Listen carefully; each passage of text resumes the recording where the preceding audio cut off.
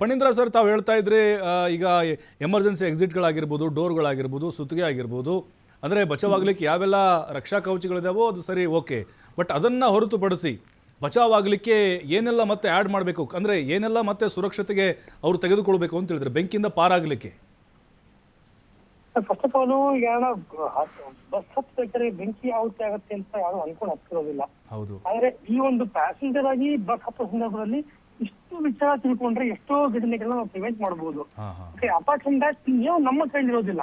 Because ಅಲ್ಲಿ bus ಅಲ್ಲಿ use ಮಾಡುವಂತ ಬೆಡ್ ಗೆ ಏನ್ ಕೊಡ್ತಾರೆ, that is completely a foam material. ಒಂದು ಕಿಡಿ ಬಿದ್ದು ಸಹ ಹಾಕೊಂಡಿರುವಂತ ಮೆಟೀರಿಯಲ್ ಗಳವೆಲ್ಲ. ಮತ್ತೆ ಸ್ಕ್ರೀನ್ ಗಳು ಹಾಕಿರ್ತಾರೆ, ಬಸ್ ತುಂಬಾ ಸ್ಕ್ರೀನ್ ಗಳು ಹಾಕಿರ್ತಾರೆ, ಎಲ್ಲ ಟಿಪಿಕಲ್ ನೈಲಾನ್ ಮೆಟೀರಿಯಲ್ ಅದು. ಓಕೆ, ಬರೀ ಒಂದು ಮೂವಿಂಗ್ ಕಡ್ಡಿಯ ಒಂದು ಸ್ಪಾರ್ಕ್ ಬಿದ್ರು ಕೂಡ ಅದು ಮೆಲ್ಟ್ ಆಗುವಂತ ಮೆಟೀರಿಯಲ್ ಗಳವೆಲ್ಲ. ಓಕೆ, ಸೊ ಅದಕ್ಕೋಸ್ಕರ ನೀವು ದೊಡ್ಡ ಬೆಂಕಿ ಇರ್ಬೇಕು ಅಂತ ಇಲ್ಲ. ಎಷ್ಟೋ ಮೆಟೀರಿಯಲ್ ಗಳದ್ರಲ್ಲಿ ಬರೀ ಶಾಖಕ್ಕೆ ಕರಗುವಂತ ಮೆಟೀರಿಯಲ್ ಇರ್ತವೆ ಅದರಲ್ಲಿ. ಸೊ ಅಷ್ಟೆಲ್ಲ ಇಟ್ಕೊಂಡು ನಾವು ಬಸ್ ಟ್ರಾವೆಲ್ ಮಾಡ್ತೀವಿ ಅಂತ ಹೇಳಿದಾಗ ಪ್ಯಾಸೆಂಜರ್ ಆಗಿದ್ಕೊಂಡು ಬರೀ ಕೇವಲ ಎಮರ್ಜೆನ್ಸಿ ಎಕ್ಸಿಟ್ ಮಾತ್ರ ನಂಬ್ಕೊಂಡಿರುತ್ತೆ. ಜೀವ ಸಹ ನಮ್ಮ ಪ್ಯಾಸೆಂಜರ್ ಕೈ ಹೋಗಿಲ್ಲ. ಸರ್, ಈಗ ಈ ಡೀಸೆಲ್ ಟ್ಯಾಂಕ್ ಬಗ್ಗೆ ಹೇಳ್ತಾ ಇದ್ರಿ ನೀವು, ಅವ್ರು ಫುಲ್ ಮಾಡ್ಕೊಂಡು ಹೋಗ್ತಾ ಇದ್ರು ಅಂತೇಳಿ. ಬಟ್ ಈಗ ಅದರದ್ದೇ ಸಾರ್ವಜನಿಕರು ಕೇಳ್ತಿದ್ರು ಸರ್, ಫುಲ್ ಮಾಡ್ಕೊಳ್ಳೋ ಅವಶ್ಯಕತೆ ಏನಿತ್ತು? ಅಲ್ಲಲ್ಲಿ ಬಂಕ್ಗಳು ಇರ್ತಾವೆ, ಅಂದರೆ ಅಪಘಾತ ಅನಾಹುತ ಜಾಸ್ತಿ ಆಗೋದನ್ನು ತಡಿಬೋದಾಗಿತ್ತು ಕಡಿಮೆ ಫ್ಯೂಲ್ ಇದ್ದಿದ್ರೆ ಅಂತ ಹೇಳಿ.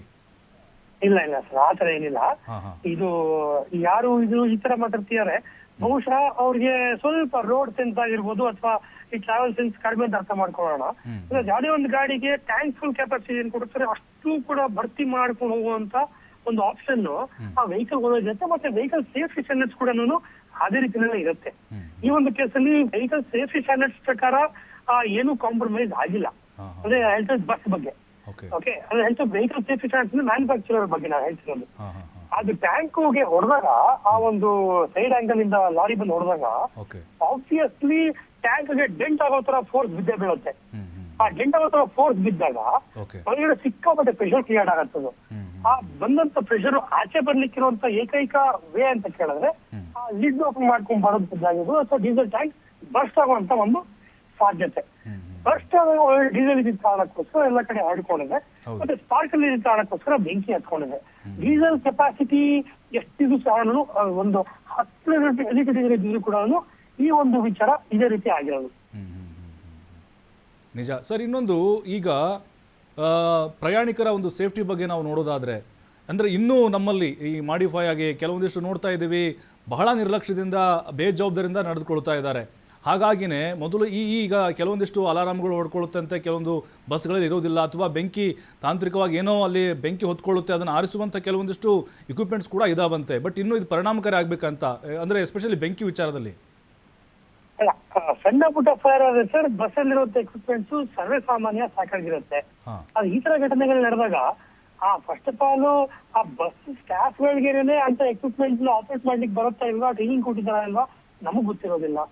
ಓಕೆ, ಮೋರ್ ಓವರ್ ಪ್ಯಾಸೆಂಜರ್ ಗಳಿಗೆ ಆ ಆಕ್ಸೆಸಿಬಿಲಿಟಿ ಕೊಡುವಂತ ಫೈರ್ ಎಕ್ಸ್ಟಿಂಗ್ವಿಷರ್ಗಳು ಎಲ್ಲ ಕಡೆ ಇಟ್ಟಿರೋದಿಲ್ಲ. Lot of expenses for the tour operator, ಅಂದ್ರೆ ಬಸ್ ಆಪರೇಟರ್ ಗಳಿಗೆ. ಹಾಗಂತ ಎಷ್ಟೇ ಎಕ್ವಿಪ್ಮೆಂಟ್ ಕೊಟ್ಟಿದ್ರು ಕೂಡ ಇಂಥ ಒಂದು ಘಟನೆಯ ತಡಲಿಕ್ಕೆ ಆಗ್ತಿರ್ಲಿಲ್ಲ. This is very unfortunate incident. Okay, it's not about the passenger safety. Bus ಹೊರಗಡೆ ಇದ್ದಾಗ ಏನ್ ಮಾಡ್ಬೇಕಿದೆ ಅನ್ನೋ ವಿಚಾರ ಒಂದು. ಇನ್ನೊಂದು ರೋಡ್ ಸೇಫ್ಟಿ ಬಗ್ಗೆ. ರೋಡ್ ಸೇಫ್ಟಿ ಬಗ್ಗೆ ಅಂತ ಬಂದಾಗ ನೋಡಿ, ಆ ಒಂದು ರೋಡ್ ಡಿವೈಡ್ ಏನಿದೆ ಬಹುಶಃ ಅದು ಹೈಟ್ ಮಾಡಬೇಕು ಅಂತ ಹೇಳ್ಬೋದು ನಾವು. ಯಾಕಂದ್ರೆ ಹೈಟ್ ಮಾಡಿದಿತ್ತು ಅಂತ ಕೇಳಿದ್ರೆ ಆ ಲಾರಿ ಹತ್ತಲಿಕ್ಕೆ ಆಗ್ತಿರ್ಲಿಲ್ಲ ರೋಡ್ ಡಿವೈಡ್ ಇದು.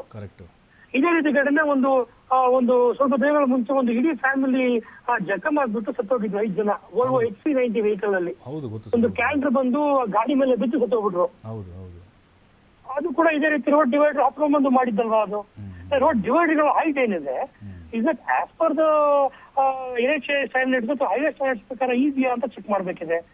ಸೊ ಎಲ್ಲ road safety, vehicle safety, passenger safety ಎಲ್ಲ ಬೇರೆ ಬೇರೆ ವರ್ಟಿಕಲ್ಸ್ ಆಫ್ ಡಿಸ್ಕಷನ್ ಸರ್ ಇದು.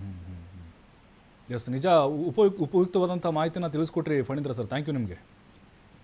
ಧನ್ಯವಾದ. Thank you. ರಾಜಣ್ಣ ಸರ್, ಈಗ ನೈಲಾನ್